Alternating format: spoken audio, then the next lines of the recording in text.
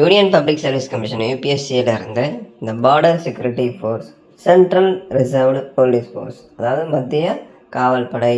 So இந்த மாதிரி மத்திய அரசோட முக்கியமான பல்வேறு துறைகள்ல இருந்து யூபிஎஸ்சி மூலிமா உங்களுக்கு எக்ஸாம் நோட்டிஃபிகேஷன் அனௌன்ஸ் பண்ணிட்டாங்க. இப்போ எவ்வளோ வேகன்சி இருக்குன்றதை கொடுத்துருக்காங்க, நீங்கள் செக் பண்ணிக்கோங்க. ஸோ எக்ஸாம் சென்டர்ஸ் எங்கே இருக்கும் அப்படின்னா ஆல் ஓவர் இந்தியாவில் எக்ஸாம் சென்டர்ஸ். அதில் குறிப்பாக நம்ம தமிழ்நாடு ஸ்டேட்டில் எங்கே கண்டக்ட் பண்ணுறாங்க அப்படின்னா சென்னையில் இருக்கு. அடுத்து என்ன ஏஜ் குரூப் அப்படின்னா 20, அதாவது மினிமம் 20 இருக்கணும். 20லேருந்து 25 ஏஜுக்குள்ளே இருந்தால் நீங்கள் அப்ளை பண்ணிக்கலாம். ஆண்கள் பெண்கள் 2 பேருமே இந்த அசிஸ்டண்ட் கமாண்டன்ட் போஸ்ட்டுக்கு அப்ளை பண்ணலாம்.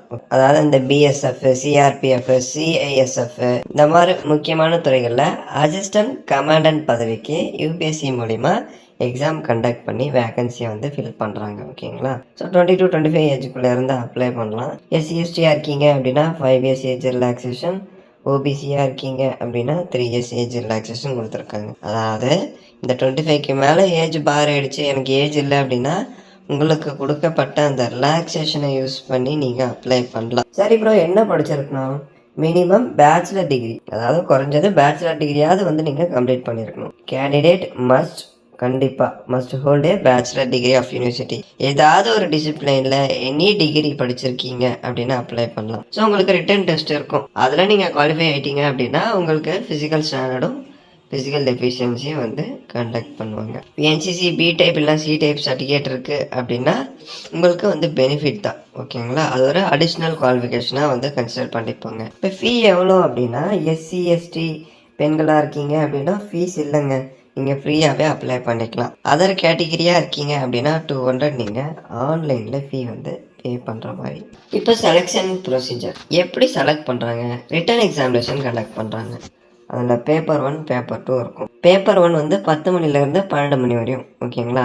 பேப்பர் 2 வந்து 2லேருந்து 5. அதாவது ஒரே நாள்லேயே 2 பேப்பரை வந்து கண்டக்ட் பண்ணுறாங்க. ரிட்டன் எக்ஸாமினேஷன் 19 ஜூலை 2026 கண்டக்ட் பண்ணுவோம் அப்படின்னு சொல்லிட்டாங்க. அதில் பேப்பர் 1 காலையில், பேப்பர் 2 மதியம் டைமிங் கொடுத்துட்டாங்க. ஓகேங்களா? இப்போ பேப்பர் 1 250 மார்க் எக்ஸாம் இருக்கும். பேப்பர் 2 வந்து 200 மார்க் இருக்கும். பேப்பர் 2ல ஜென்ரல் ஸ்டடீஸ், எஸ்சி அண்ட் காம்ப்ரிஹென்ஷன்ல இருந்து 200 மார்க் எக்ஸாம் வரும். சரி, ஓகே, இந்த டாபிக்ல இருந்து கொஸ்டின் வரும்னு சொல்லிட்டாங்க.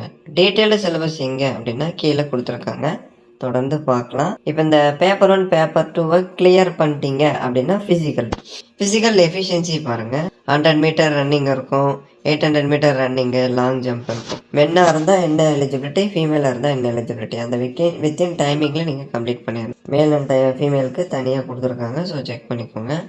லாஸ்ட்டாக உங்களுக்கு ஷார்ட் புட் இருக்கும், 7.2 kgs. ஓகேங்களா? 4.5 மீட்டர்ஸ்க்கு ஷார்ட் புட் இருக்கும். மற்றும் 3 சான்சஸ் வந்து தருவாங்க. அடுத்து உங்களுக்கு இன்டர்வியூ பர்சனாலிட்டி டெஸ்ட். இந்த இன்டர்வியூ பர்சனாலிட்டி டெஸ்ட்டில் நீங்கள் என்சிசி சர்டிஃபிகேட்டோ இல்லை ஸ்போர்ட்ஸ் சர்டிஃபிகேட்டோ அந்த மாதிரிலாம் வச்சுருக்கீங்க அப்படின்னா அது ஒரு அடிஷ்னல் குவாலிஃபிகேஷனாக கன்சிடர் பண்ணி உங்களுக்கு முன்னுரிமை தருவாங்க இன்டர்வியூவில். சரிங்களா?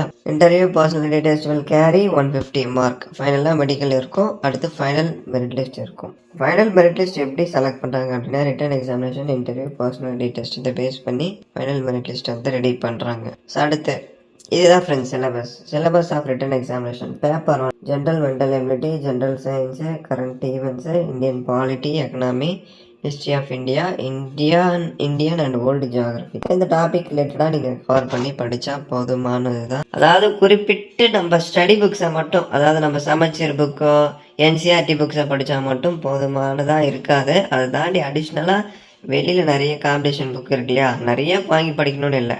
முதல்ல நம்ம ஸ்டடி புக்ஸை கவர் பண்ணிவிட்டு அடுத்து வந்து சால்வ் பண்ணுறதுக்கு வெளியிலேருந்து நம்ம புக்கை யூஸ் பண்ணிக்கலாம். இப்போ நம்ம ஃபஸ்ட்டு ஸ்டடி புக்ஸ் படிச்சிட்டோம் இல்லையா, ரிவிஷனுக்காக நான் சொல்கிறேன். ரிவிஷனுக்காக உங்களுக்கு பிடிச்ச ஏதாவது ஒரு நல்ல ஆத்தரான புக்கை, காம்படிட்டிவ் புக்கை வந்து நீங்கள் வாங்கிக்கலாம். எப்பவுமே வெளியில் ஒரு காம்படிட்டிவ் புக் நீங்கள் வாங்குறீங்க அப்படின்னா அதை ரிவிஷனுக்காக மட்டும்தான் நீங்கள் வாங்கணும். அதான் தான் காரணமாக இருக்கணும் வாங்குறதுக்கு. மற்றபடி அதை வாங்கி படித்தா கிளியர் பண்ணிடலான்றது 1% கூட இல்லை. ஓகேங்களா? ஏதோ 1 2 வரலாம். ஒரு 100 கொஷின்னா ஒரு 2 கொஷின் வரும், அவ்வளோதான். மற்றபடி நம்ம புக்கு இருக்கு இல்லையா, சமச்சீர் புக்கு, என்சிஆர்டி புக்கு, இதெல்லாம் நம்ம ஃபுல்லாக கவர் பண்ணி படிச்சுட்டு ரிவிஷனுக்காக அதை வேணால் யூஸ் பண்ணிக்கலாம். Plus previous year question paper ஏதாச்சும் இருந்தால் அதை வந்து சால்வ் பண்ணிக்கலாம். எல்லாமே ரிவிஷனுக்காக தான் படிக்கிறது. அப்படின்னா நம்ம சமச்சீர் 6 to 10 அதே மாதிரி என்சிஆர்டி புக்கு. இப்போ எப்படி நீங்கள் ஆன்லைன் அப்ளிகேஷன் ஃபில் பண்ணணும் அதுக்கான இன்ஸ்ட்ரக்ஷன் இருக்கும், அதை ஃபாலோ பண்ணிக்கோங்க.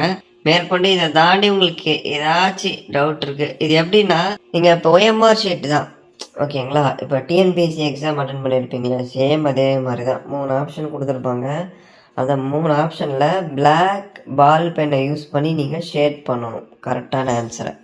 லாஸ்ட்டாக ஒரு ஷீட் கொடுத்துருவாங்க, அதில் என்னென்ன ஆப்ஷன்லாம் நீங்கள் ஷேட் பண்ணீங்களோ அதை வந்து தனியாக அந்த ஷீட்டில் ஷேட் பண்ணணும். சேம் டிஎன்பிஎஸ்சி தான் OMR பேப்பர் ஓகேங்களா. டிஎன்பிஎஸ்சி அட்டன் பண்ணியிருந்தால் உங்களுக்கு ஈஸியாக புரிஞ்சிடும்.